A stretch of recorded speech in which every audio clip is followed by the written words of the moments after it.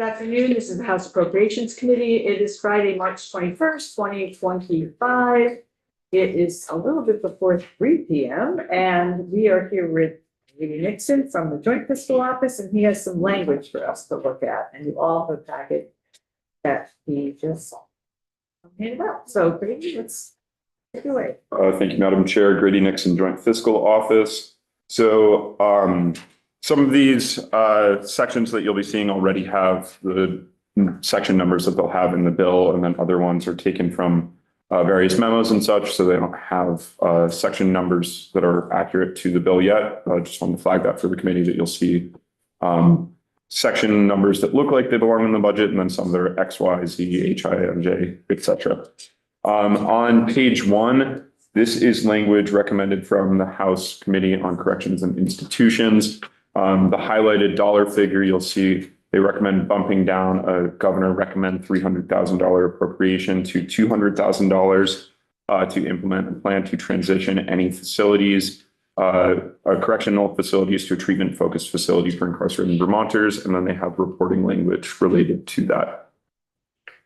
So this ends up saving us $100,000. It's a reduction. We like those.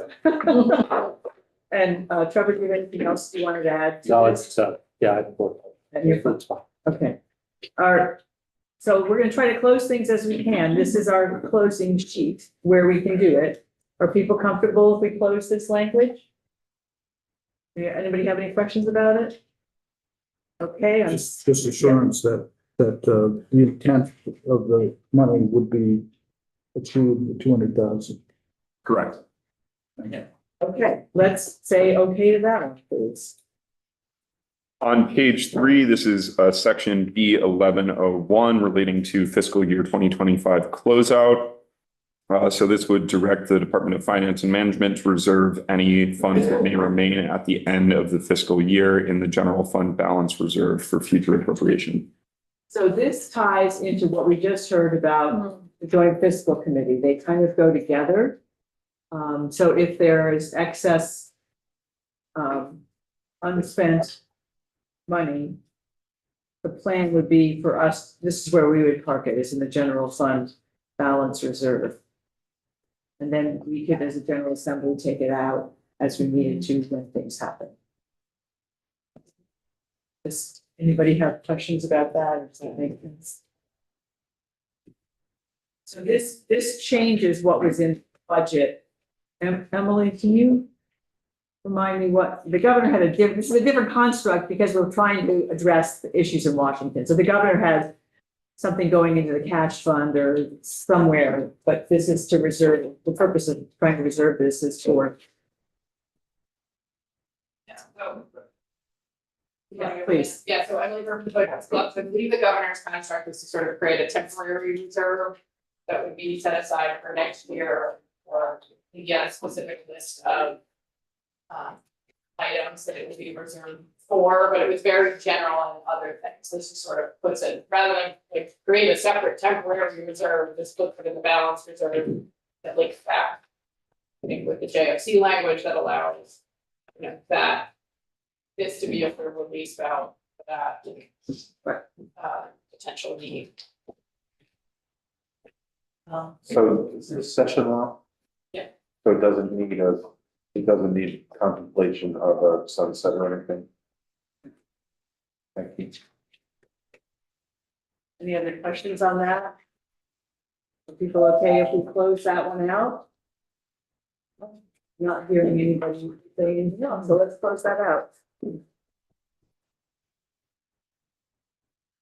On page 4, this is an update to section C104 of the bill to link the bill up with the transportation bill. So this would be knocking down the transfer from the T fund to the TIB fund from the recommended 2.3 million to 900,000. So we heard about that this morning, I think, with the T bill.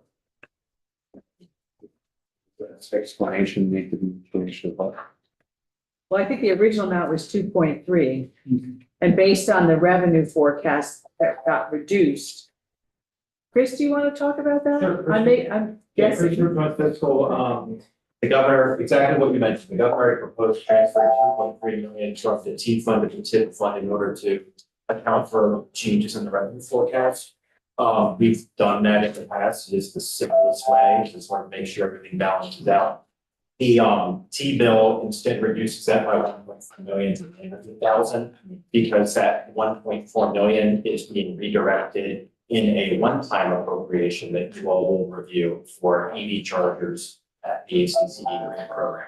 That explanation, that 2.3, does not make it into the bill, but yeah, it's in your head, cross it out, right, 900,000. Okay, everybody okay with this one? Okay, let's close that one out. Section E 100.1. This would be a report from the Secretary of Administration and analysis done on the funding structure for Vermont community-based organizations. This was Rep. Yakavoni's. Dave, would you like to explain? Yes. what you're requesting? This is the third time. Two previous appropriations committees endorsed this. Went to the Senate and, I'd like to say they bailed on me in conference, but that would be a wrong, it didn't hold up in the conference committee. But one of the senators who didn't like it has retired. I digress. That's clear. That's, what this is saying is the Secretary of Administration shall do an analysis on certain communities, it says not to include but not limited to, and it lists area agencies on aging, parent-child centers, designated agencies, et cetera, and see where there might be opportunities for the business functions, doesn't define what those are, but they're what I call backroom functions, including personnel, fiscal, could be IT, although they could be more complicated, where they could be consolidated and shared. For instance, we have 5 area agencies on aging. They each have a separate business manager. We have 5 community action agencies, same thing. 16 parent-child, et cetera, et cetera. And could there be some savings that would arise? Not unlike what we do with a company called ARIS, ARIS. Yeah. I don't think that stands for anything, but that's what their name is, for what our specialized service agencies, of which I think there's 5. Right. They have one fiscal agent, 5 of them. So it just asks for that analysis to be done. Okay, and so I've got Tom and then Wayne. And Dave, this is intended to study just the technical stuff? I mean, there's one thing that's been driving the community crazy for a long time is like everybody has a different application process. Every time you have to go to a different agency and there's 15-page applications or longer, and this doesn't address that at all. That's Correct. Okay, thank you. There was a bill, the box that was looking at doing that, but I'm not sure. It's been talked about for 20 years, so it's. And this has made it through the 2 other budgets, Dave. We put it in budget language. Yes. Yeah. Wayne? So Dave, this sounds like, you've heard me talking about this over and over again. This is the designated area agencies, authorized agencies, this capture all included. Doesn't mean it would happen, but it would be analyzed. Oh, but, you know, you've heard what I've been talking about, but having these folks be so that they are all working on the same page and providing the services that we do, that they're responsible and, you know, that we have some mechanism for some control or quality assurance and some success failure kind of mechanisms. It was your comments that reminded me to do this. So I love that. So I mean, Your effort. because what I'm looking for is I just want progress towards solving the problem. It's a complex problem. And if all we do is kick the cans down the road, we aren't going to solve it. So I applaud this. It's great. All right. Got one vote there, Dave. Got one. I got it. This is the kind of stuff that sometimes lack of money forces on these groups. Because Was that a question? This is the situation, this really makes sense. Yeah. And it sounds like it's duplication all over the place. everywhere. And if there is, maybe they can share some of those savings to reinvest back. Yeah, so you're. It's Grow better. their own food. Yeah, the issue is that you, is that often these things aren't forced on people until there's financial crisis. Yeah. I think it's a good idea. All right, people good on that? Let's check it out. Yay, Dave. Section E 101, this relates to in, the Act 113, there's this sort of ARPA sweep. So, ARPA funds are set to be clawed back. They had to be obligated by the end of last calendar year. And so there was a sweep to revert ARPA funds to the general fund and, issue new spending authority. This would be two reports from the Secretary of or two types of report on a quarterly basis or as requested from the Secretary of Administration to the Joint Fiscal Committee. The first would be on the status of appropriations made from the ARPA Coronavirus State Fiscal Recovery Fund. The other type of report would be relating to spending authority that was created or established in that ARPA sweep. And then in sub D, the Secretary of Administration would report to the Joint Fiscal Committee on any ARPA funds that are unexpended, unencumbered, and reverted. This should say July 1, 2027. So I thought the July 1 was the number up above. No, I guess it's gotta be. So the point of this is that all the ARPA money was, we all know, had the December 20 of 2024 to be obligated. It has to be spent by the end of 2026. We've done some swapping so that they're using general funds for ARPA approved kinds of activities. And we know some of those things may take longer than December or 31st of 2026, but we don't want them to have it forever. Right? So it's like you have 6 more months after the deadline to finish up your projects. And then we get it back. That's the basic idea. I just don't know which July 1st. Is so the July 1st? The reversion in sub C would take place on July 1st, so that it's not taking place in the prior fiscal year. Okay. So it says that remains unexpended and unencumbered on June 30th shall revert to the general fund. Correct, and it should say July. That should say July 1st. Yes. Yeah, okay, because then that's the new fiscal year. Right. We wanted to follow the new fiscal year. On page 8, section E 105. Before you do that, are people all right with this? What's the practical effect if there's a project that wasn't completed in time, the money being reverted on July 1st, which is what, 6 months before the end of the absolute deadline, is that right? No, 6 months after. Right, so what would happen if there's, I don't know, $1 million of some project that didn't get done? Would that be reverted back to us or to federal government? Back to us. Because at that point, it's general fund. Correct. In general fund, we did all these swaps so that we could have more flexibility, but it's general fund that was, it's doing ARPA money work.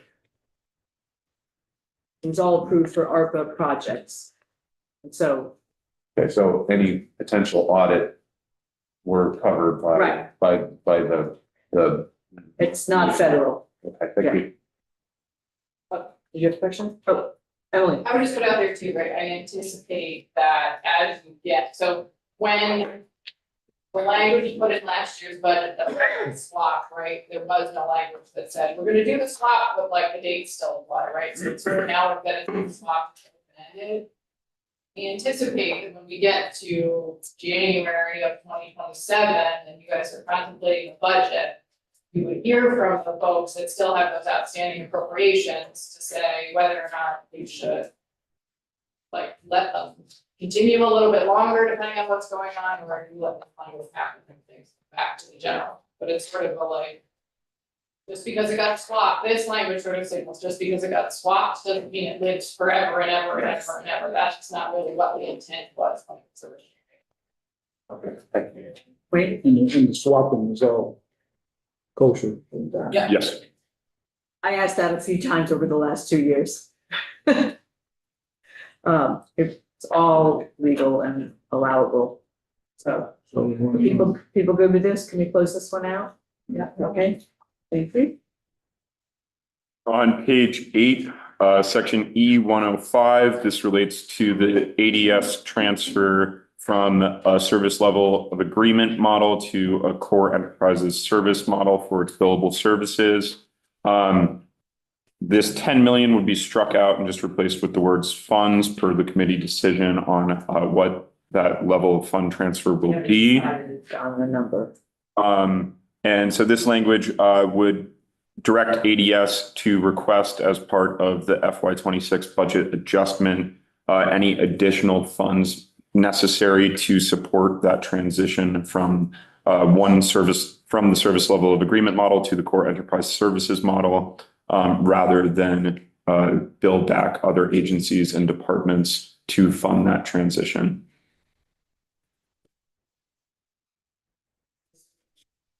Yeah, no, I'm just trying to get my arm around it. So right now, I mean, in BAA, let's just say we have $5 million of extra SLAs in the various departments. Are you suggesting that ADS could, instead of doing all those individual ones, could just make the request so they didn't have to backfill them? So the transition would be supported by a transfer that is occurring in the FY26 budget. If those funds are insufficient to support that transfer, so they need a large chunk of funds to flip from one model to the other. This would just direct them to request additional funds if necessary, rather than bill back agencies and departments to support that transition. So we want to see all the agencies doesn't have sky high budgets. Yeah, they've been talking about this as a $15 million request since day one, since they came in. Right. So what we're doing here in order to free up funding, some funding would be to say, well, here's this to get you started at the very least, but then within the first 6 months, they should know whether or not it's sufficient. That's why the language about coming back. And so it's only, instead of 10 agencies coming back and saying our share of the old way that we charged off ADS, it's just going to be ADS coming in and saying, we need X millions of dollars to finish this transfer. I mean, that's what we're correct. This is probably fine, we just don't know on the number. And I think when they were in, they put in 15 million because that's what was available. They said it might be a total of 30 million to get it all done. So, yeah, as I noted, that 10 million will be struck per the committee's decision and just left as funds.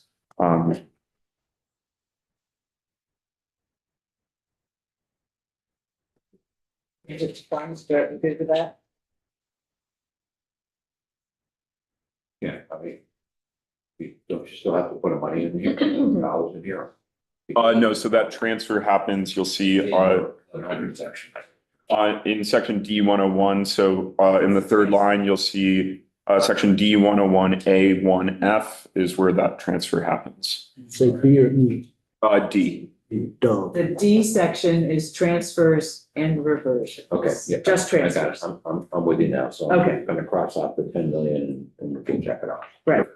Okay, so let's close that out with the word funds. Thank you. On pages 9, 10, and 11, so this is income tax link up language. This is done every year to link up whatever the federal things are with the state taxes, so we kind of have to do that. We'll have some problems. Our Vermonters will have problems. Okay, is everybody okay with those 3 pages?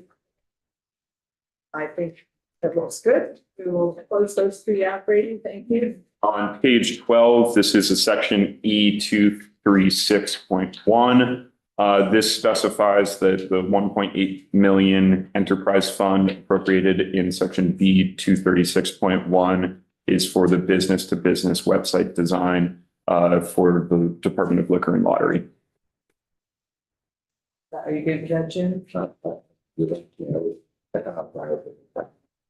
Different lottery, okay. Page one. Got it. So it does, so Maria, you're gonna change the fee section, or you want this, or? The liquor and or it's still lottery, in there? oh, it will still be the same, but it's Right. Correct, it's just specifying specified. use of those funds. Good with it? Okay, Jim's good with it, we all good with it? All right, check that off. Page 13, this is section E311. This is the repeal of the sunset for the State Youth Council. It's targeting Department of Health, so. Question on that? Yes. Who is that? GovOps or who? Yeah. Well, and did they, recommend, This, for some reason, I thought there was another bill dealing with that. I don't believe there's no other bill. It never got introduced, the original bill. Okay. Did they recommend taking the sunset off as their letter? I would have to go back and review. I know that this was mentioned during committee discussion yesterday evening for inclusion. No, I know, I I'm remember checking. the conversation last night. I I'm checking GovOps. had a question from someone from GovOps 2 months ago. And I tried to look up the appropriation form at that point, what the annual cost was, which we talked about last night. And then I don't remember what they decided. Yes, they said we fully support, well, the youth council. I don't think they did anything with language. No, I'm not asking for language. What did they say about the sunset? That would be language. They didn't say anything about it. But that may just be because they weren't No, that's fine. thinking about That's it. fine. Can I just phone a friend or text a friend to say, what did you committee do? Yeah. Okay, thank you. And phone another friend too, see if they can vote.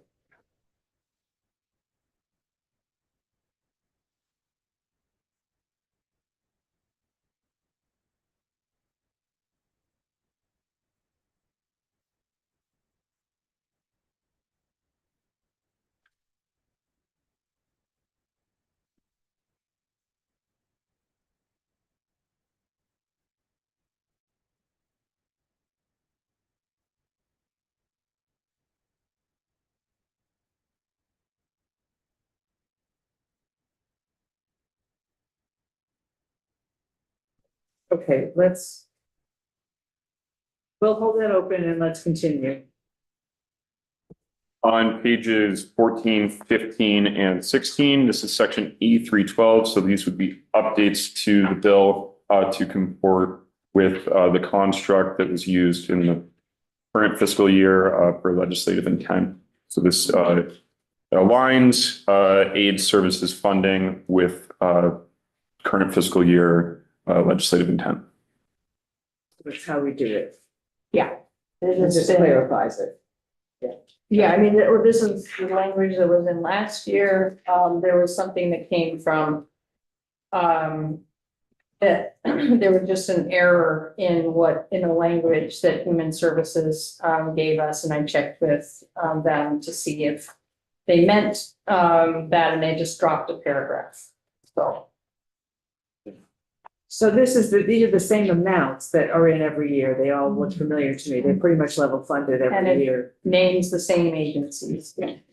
Yep. So, yeah, Tom. Reading line 10, the fiscal year reference. 2025. Fiscal year 2025. Yes, that should be updated. Great, thank you. Many eyes. Okay, so as the amount, because it's all underlined. Is this in the government recommend? Different. Yeah. So section E312 is in the gov rec. It is slightly different language that does not comport with what has been used in the past. So this just The aligns. language that's updated, that, not the money. The money is the same. And this language does what better? But it's how they do it. There's a, there was a paragraph missing. Is on page 15, paragraph 4. Oh, by the way, looks like we have 2 number 4s reading. So we should just, So, and also on line 13, February 26th too. 17 is 4, but. Right. yeah, To clarify, I didn't draft this at all, so and tear it to it's shreds.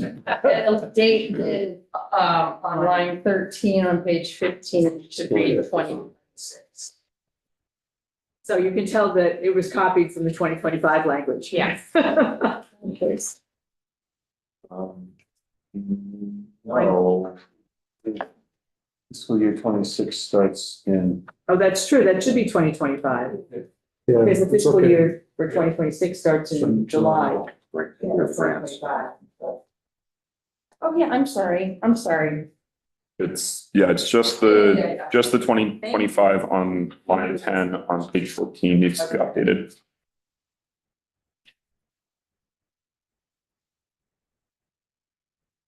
These numbers every year. that we- Yeah, not even. That's better priority, yeah, I just didn't, because it's all under, Right. just replacing it. Yeah. So we'll change on page 14, we'll change line 10 to fiscal year 2026. And we'll change on line 17 on page 15. We change it to subsection 5 and then subsection 6, so just little renumbering things. But otherwise, the language, are people okay with the language? Otherwise? Good. Okay, let's close that out. Thank you.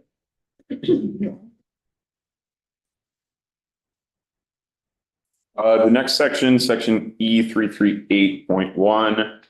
This is language requiring the Department of Corrections to report to the Joint Fiscal Committee at its November 2025 meeting on the status of federal funds that may affect the provision of recovery coaching for incarcerated individuals. This was language that was requested by House Corrections and Institutions. The letter that requested this. Yeah. Okay, so what I got back on that youth is they supported the budget, but they didn't take a position on the sunset. I assume the money has been government recommend, so we're not changing. That's right. That correct, Mike? Okay, that's fine. So I would be okay with the 3 of us. Okay, so we'll accept that.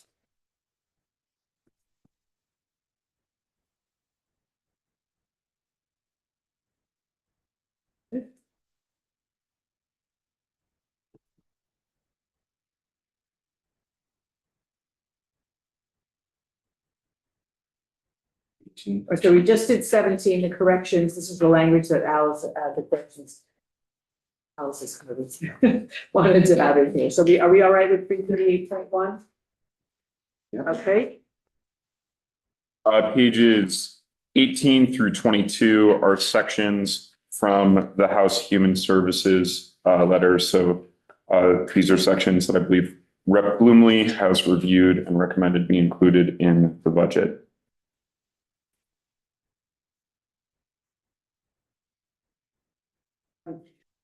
do you want to talk to us about this?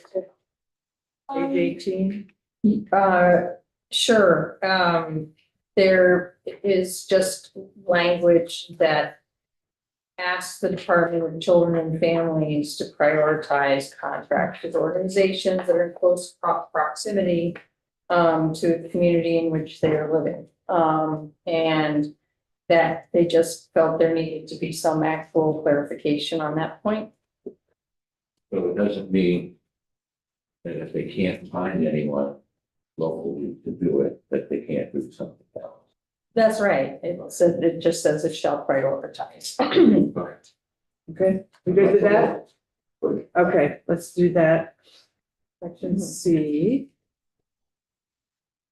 And this is just the committee wanted to see what the cost of adding 1% increase over the fiscal year's funding for community providers is as part of the budget presentation.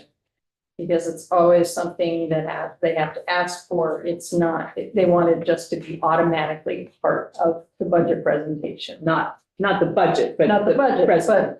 but that information. Right, So because that- I know the running around that's been happening in the last week. Yeah. To try to get the numbers and then they change it, just like give it to us at the Yeah. beginning. So that they're not scrambling, the administration isn't scrambling Right. either when it's. When you say, says the current. This is Department for Children and No, Family. Oh, this is. It's part of another, that It's VS. part of, okay, Right. got it. Right. Okay. So, okay, let's close that out.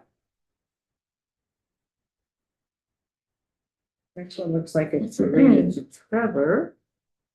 Or no, or did you see it? No, it's got that. No, it's. Is that the Stakeholder EFR on page 20? Stakeholder Working Group Facility Plan for Justice Involved Youth.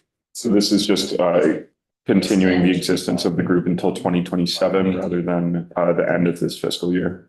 This has Because, existed. because they haven't been able to implement the facility yet, so they're still Right. working on it. Right. Okay, So it's just extending. Yeah. the length. This is the one that was gonna go in St. Albans.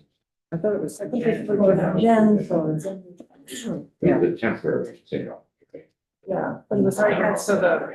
No. That's where the pods were gonna go there and Right, oh, And then it was gonna be in Newbury, permanent. that didn't happen, now the Jens is the latest. went to the gems. Okay, so they need to keep working. Let's keep that, close that one out, Tracy. Section H is the same construct as section D, but for direct service providers. Okay, that's good. Good to have that information. You all right with that?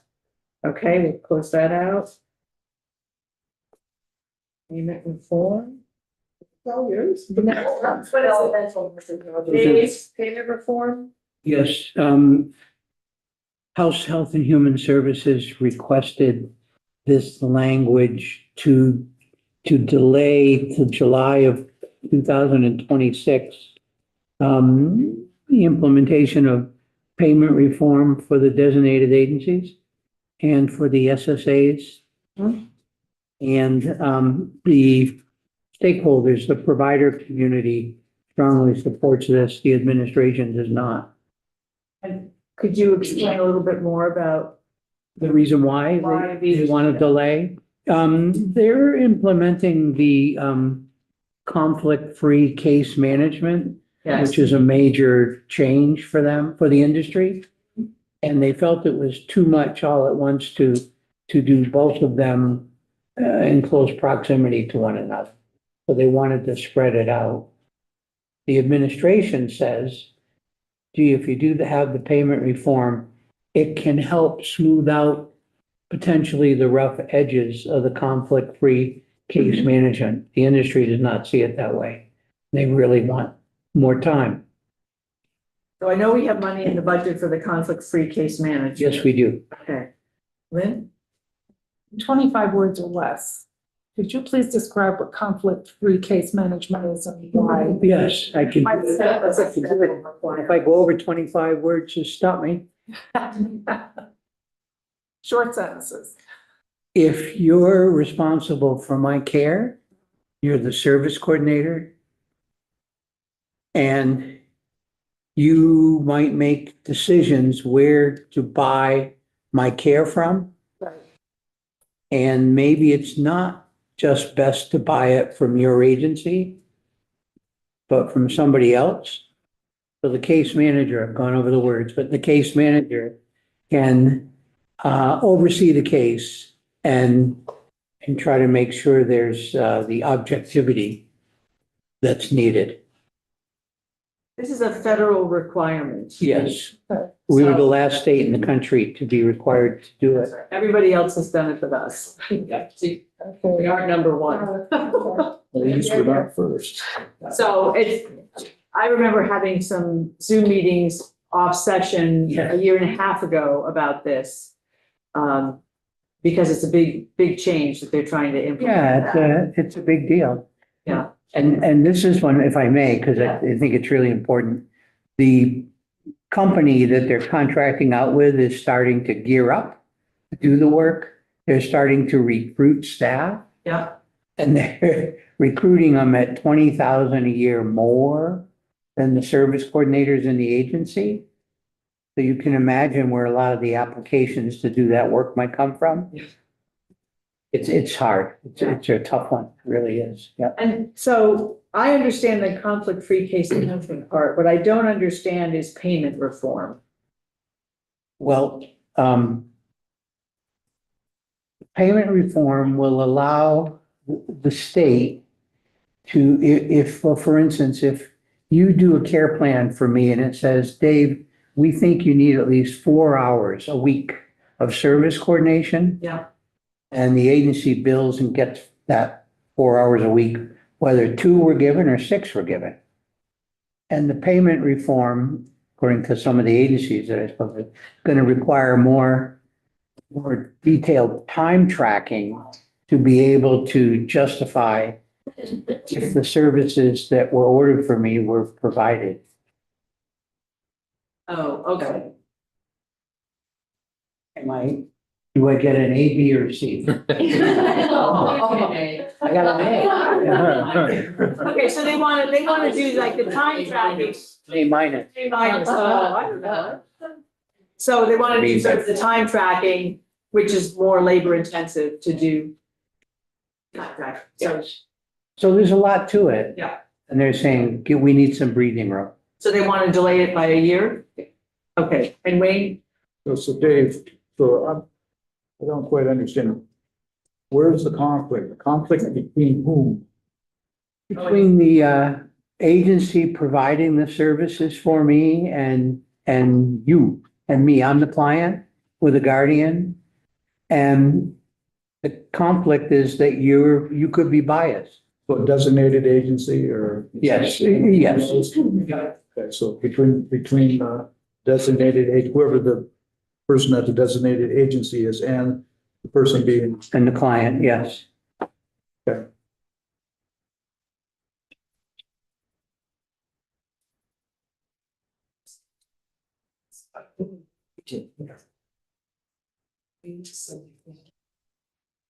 I recommend we close it out. People okay with that? Yeah. Okay, oh, all right. The following section, section J, is Diva and Dale reporting language on extraordinary financial relief for nursing facilities.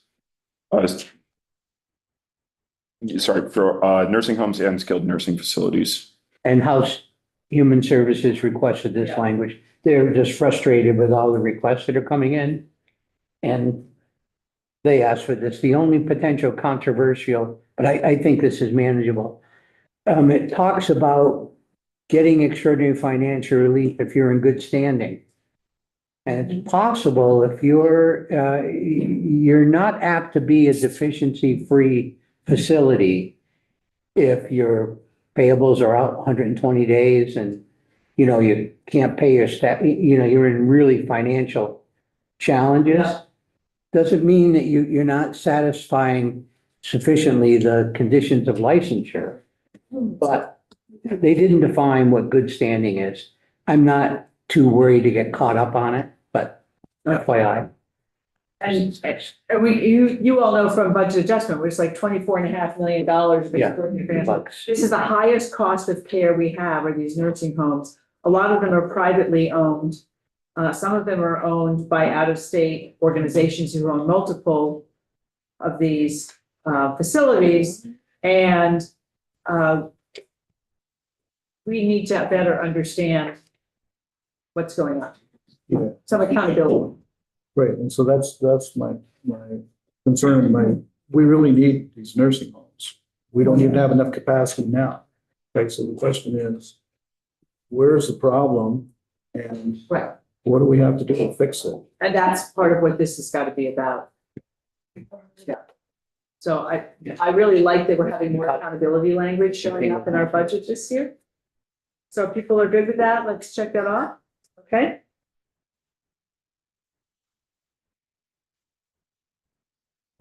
Page 23, so this is two sections relating to VPIC. Okay, we're gonna do 22. Oh, apologies.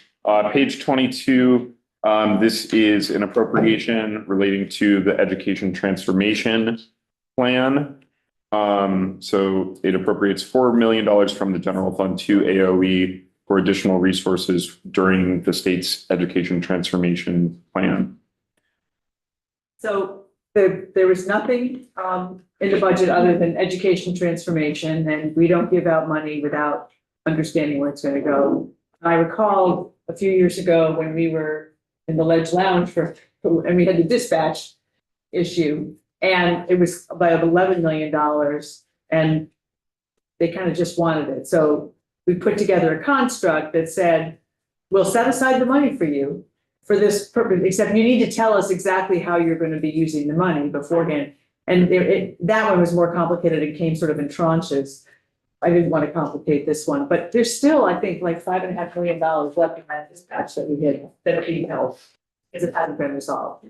So in this case, we asked for, we did not get any specifics about how they would use the money. And so this is to ensure that they have some plans. And the assumption is going to be they're going to need it off session. They're going to want approval for it off session. So that's why the joint fiscal committee is here. Because otherwise I don't think we want to wait till next January But the to get it approved. has to be approved by Congress. Upon approval, Approval, I got it. I didn't see that. Yeah. Okay. subsequent to the submission of by the agency of a detailed, unambiguous plan of expenditures. So, okay?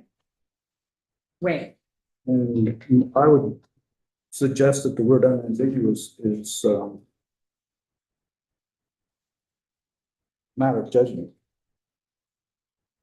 So could there be a better way of putting it? I really liked having that word in there. We don't usually have stuff like that. I do not want to cross it out. Unambiguous suggests to me that anybody and anybody can have an opinion as to whether it's ambiguous or not and try to roadblock something. Because we need something to go forward, and I don't want some arbitrary way of just roadblocking progress. The word unambiguous could potentially be ambiguous. The meaning of unambiguous is clear and precise. I disagree. Issue, but right now. The chair knows what you want. Fiscal committee, of which two of your members sit on it, and will be, at least one of us will be looking at it very carefully. My concern. You gotta make the case. That's how I feel. Believe me. Okay. And the fiscal committee shall consult with the chairs, House and Senate Education when reviewing the agency's plan, so you get input. So, we okay with that? Okay. The following two sections relate to a compensation study and consultants for VPIC. So those two sections would go together, section E 134.1 and E 134.2, to authorize the hiring of a consultant for compensation study. And then for the report itself, the report would be sent to the Joint Public Pension Oversight Committee on or before November 15th, 2025. It's one of the things that they had asked for, right? They asked for it, yes, they asked for it because they have had coaching of their investment staff who've been doing it for years from other, probably out-of-state companies, from other companies. The compensation needs to be addressed because they are being coached from other people who are willing to pay a lot more money. And these people leave, it would be probably very difficult to find someone new.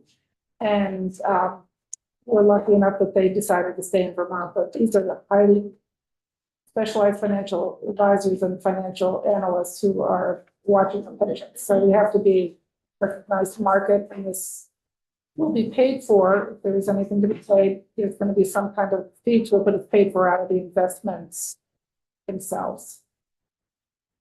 So, yeah, so this isn't costing us any money, but it's language to authorize it. They can do, They can do this with study. some pension funds that they can go and do this. And then what about the 250 for compensation? Well, the 250 is, that's- Yes, so Coming up. you'll see in the next language packet, there are multiple sections that are impacted by that. Yeah, okay. So Mike There's has, a series of, yes. okay, sometimes they are They're connected, aren't they? That's the language because it's. Okay. Draft each one. That's why smarter people than us are doing that stuff. Mike, what's your question? I just want to confirm that this last year when I see the common one code. Big, it's a big it's a problem they don't want to have, and it's a pretty small staff, really. Yeah. And we need that pension to perform, and Yeah. they have been making it perform. That is critical to us. They don't get us into really crazy cockamamie investments there. Know how to keep it safe and steady so that we actually don't have to pay as much and we try to revitalize it. That's what we need to do. Okay, so everybody sounds like they're okay with this? Great, thank you. And that should do it for this packet. There will be another one this afternoon, later this afternoon. So Grady, thank you. So you all can hold, so I what? know, there's more. Yes, You also passed out other language on the whole. Yes, just for the committee to hold on to now. I believe the chair needs to review that language still. so what I want to say, committee, is we're getting language in sections. But we've been through the big bill, some of it. We haven't closed everything in the big bill. We went through all that language. We'll have another packet of language. We hope maybe it's the last. I don't know what else is on the list here that we You're haven't. checking this out. Yes. So a lot of the ones that I had checked for myself, seem to pick it up something like that, and you should all, if you haven't done anything, or if there are things that we still need to do, get them like in the next hour, because we're gonna vote. So when we vote tonight, we're kind of voting as we go along on some of this, but we will do a sort of a hold vote, but we're not gonna have a lovely little bill. Okay, that happens on Monday. When we vote, we're gonna be voting on the 3 packages of language and the spreadsheet of numbers that we agreed to, and so it's kind of in parts and pieces. And that's, so we'll know where we are, and then JFO does its magic over the weekend. And then we have the real bill and the web report and all of that. And the we'll details look at at, that point, yeah. on Monday to vote on we'll vote on the real thing. So that's how it's gonna look. Okay. So Brady, thank you. You can go back and do more work for us. We appreciate it. Do people need a break for a couple of minutes? Should we, why don't we do that? And then, let's come back let's come back at 4. Yeah, that's fine. I mean, it's 3. That's right. I It's remember that. 3:41.